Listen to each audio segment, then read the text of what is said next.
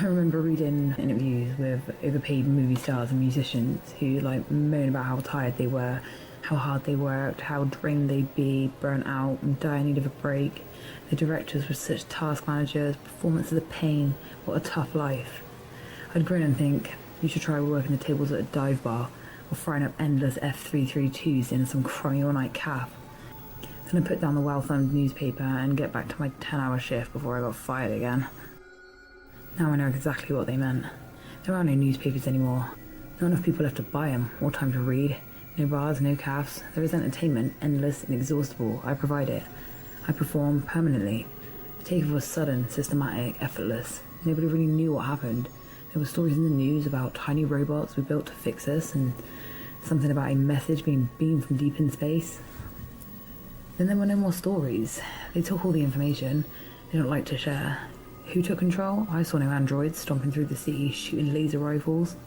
There was a few rumours of collusion, of those in power striking bargains. Everything took place so fast. We lost electricity, transport. There was no real news, just gossip and fear. People were scared to stay at home, but the ones who left were never seen again. The most complete, coherent whispers were that an advanced alien artificial intelligence infected our internet, but as far as I can tell, such talk is just idle speculation. We have no idea who they are, what they are. No one has laid eyes on them. They could be many, they could be one. They let a few of us live, all performers. I must have passed their audition.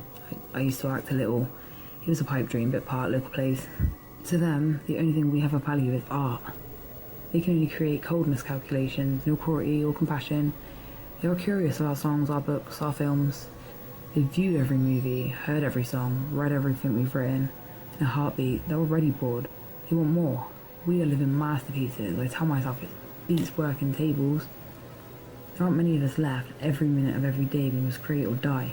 Time is immeasurable. One by one our hearts begin to stop. I don't know how they do it.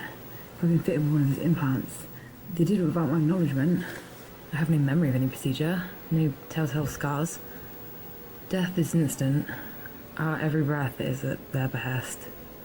The ones who last the longest soon learn a few rules the hard way.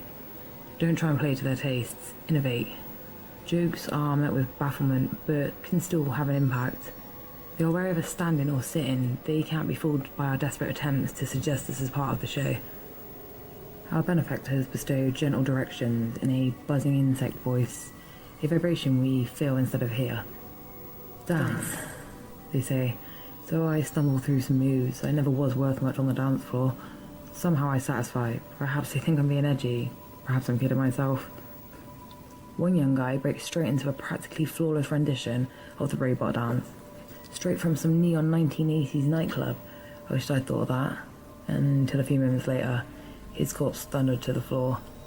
Never pander, never patronise. Through blinding lights perpetuated in our jaded faces, from the cold, still stage our view is only darkness. They don't need illumination to see. They are out there, somewhere, I imagine. Perhaps they use cameras, perhaps their senses are beyond my human comprehension.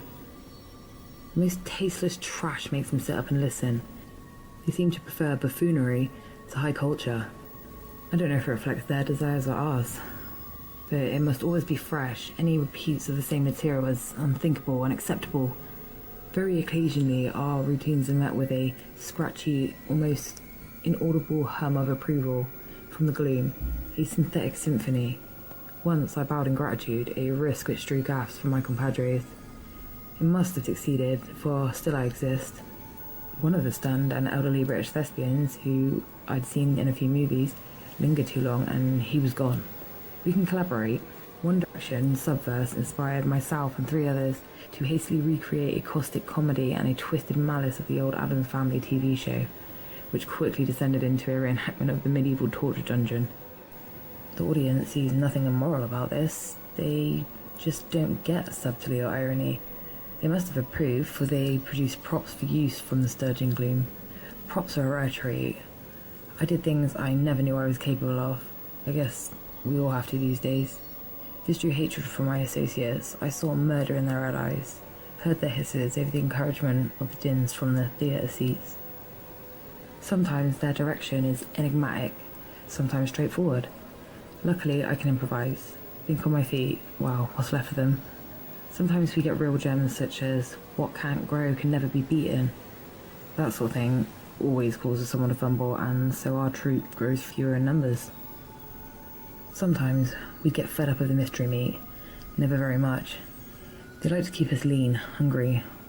All I know is, it's pink, it's fake, and it grows in petri dishes. One tall girl who I might have seen modelling in a magazine seems to enjoy things to an extent. She was into extreme body modification. They supplied her with knives, and she complied. She was insane to begin with, which made me immensely jealous. By the end, she had no eyelids, no lips, no fingers to grip. She began to bang her head onto the floor until you couldn't see who she'd been anymore. The hiss of rapture came, louder than I'd ever heard before. "I want to watch! I want to see what you see!"